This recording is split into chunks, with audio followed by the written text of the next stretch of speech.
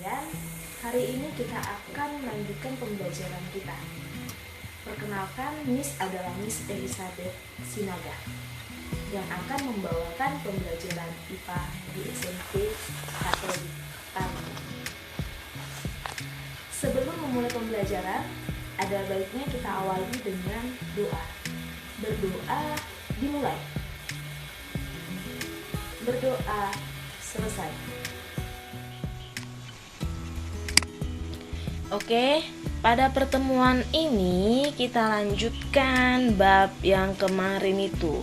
Kalau kemarin pembelahan selnya, sekarang kita bahas tentang struktur dan fungsi sistem reproduksi pada manusia, baik pada pria ataupun pada wanita.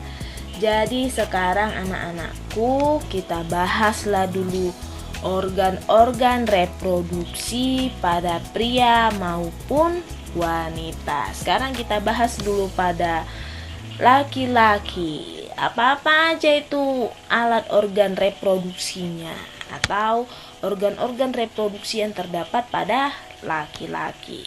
Kita lihat dulu gambarnya. Inilah kira-kira gambar dari alat organ-organ reproduksi pada laki-laki. Jadi setiap organ reproduksi itu terdiri dari organ reproduksi bagian luar dan reproduksi bagian dalam. Kalau pada laki-laki ada organ reproduksi pada bagian luar itu, yang pertama itu adalah yang dinamakan dia penis atau alat reproduksi dari laki-laki. Jadi anak-anakku sekalian, penis itu berfungsi sebagai saluran kencing atau saluran urin dan sebagai saluran sperma. Penis itu terbentuk dari otot dan tidak memiliki tulang. Pada ujung penis terdapat struktur seperti lipatan-lipatan kulit yang disebut dengan kulup atau prepuce.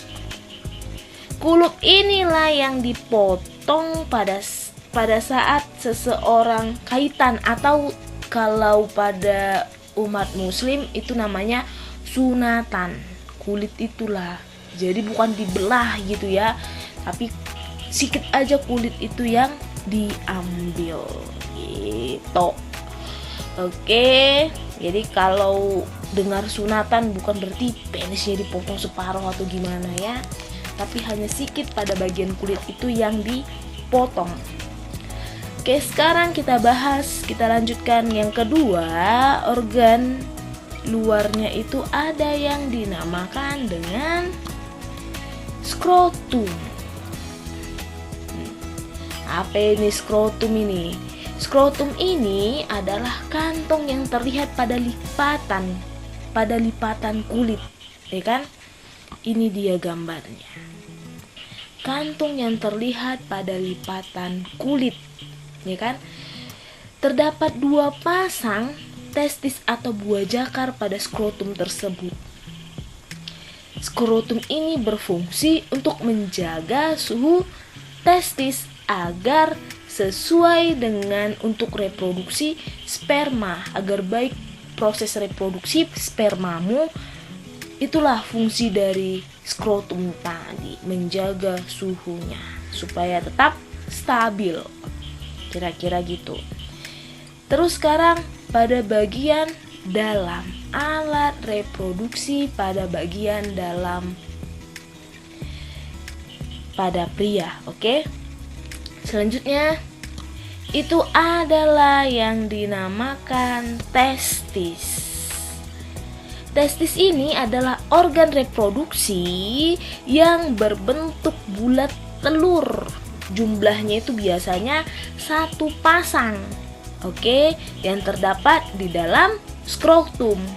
Karena fungsi skrotum tadi untuk menjaga suhu testis agar tetap stabil. Oke.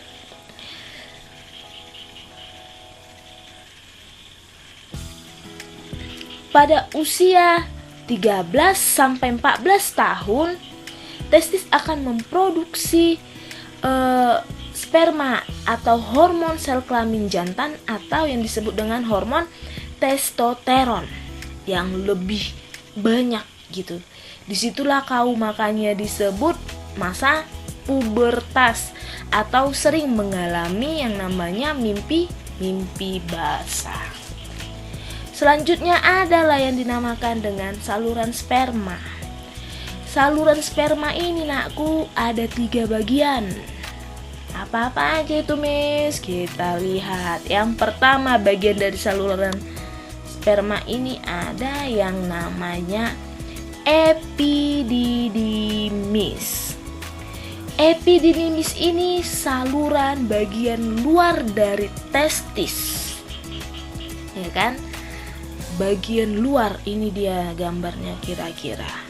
Epididymis. Pada saluran inilah disimpanlah sementara sperma yang berkembang dengan sempurna yang dapat bergerak menuju ke saluran berikutnya. Saluran berikutnya adalah vas deferens. Kita lihat ini gambarnya. Inilah yang disebut dengan vas deferens. Oke. Selanjutnya, setelah masuk ke vas deferens, sperma tadi akan menuju ke yang namanya uretra. Ini dia, kan dari sini dia tadi sperma tadi akan menuju yang namanya uretra. Ini kan gini nanti dia. Uretra inilah saluran akhir dari saluran reproduksi pria. Ini terdapat dekat pada bagian penis, uretra. Oke, sekarang kita lanjutkan ke kelenjar reproduksi pada pria. Adalah yang dinamakan kelenjar seminalis. Itu ini nih gambarnya. Kelenjar seminalis ini merupakan struktur yang berbentuk seperti kantong kusut yang kecil ini, ya kan? Berbentuk seperti kantong kusut yang kecil. Ukurannya itu lebih kurang sekitar 5 cm, itu hanya kecil. Oke, yang terletak pas di belakang posterior atau kantong kemih ini ya, kantong kemihnya ini kantong kemih. Jadi paslah di belakang kantong kemih inilah terdapat yang namanya kelenjar seminalis. Oke. Selanjutnya itu ada yang namanya kelenjar fosfat. Nah, ini dia kelenjar fosfat. Ya kan? Ini nih. Kelenjar fosfat ini berfungsi untuk menghasilkan cairan keputih-putihan yang sifatnya asam. pH-nya itu sekitar 6,5. Ya kan? Tidak terlalu asam tapi itu termasuk ke dalam asam. Oke? Kalau yang semakin kecil pH-nya, maka semakin besarlah sifat asamnya. Semakin tinggi pH-nya, maka semakin besarlah sifat basanya. Asam dan basa sudah kita bahas pada materi kelas 7. Jangan ada yang lupa itu. Oke? Terus, kalau kelenjar fosfat ini mengandung beberapa zat. Yang pertama, asam sitrat. Ya kan, yang digunakan untuk menghasilkan energi atau ATP.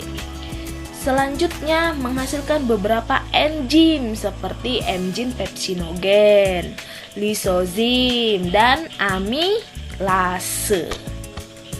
Selanjutnya, kelenjar fosfat ini juga mengandung seminal plasmin yang berfungsi sebagai antibiotik untuk membunuh bakteri yang terdapat pada saluran reproduksi. Jadi jangan kau kira nggak ada bakterinya itu coy. Itulah fungsi seminalis pada kelenjar fosfat lah yang membunuh bakterinya. Oke, sekarang kita lanjut kelenjar yang namanya Cowper atau bulbourethra. Nah ini kelenjar Cowper atau bulbourethra itu yang ini nih, yang kecil ini Oke, itu menghasilkan lendir dan cairan yang sifatnya basah. Berarti kalau sifatnya basah di atas pH 7, netral 7. Di bawah 7 itu sifatnya asam. Semakin kecil maka semakin asam. Semakin besar maka semakin basah. Di atas 7 sifatnya basah. Itu jangan dilupakan, oke? Nah, terus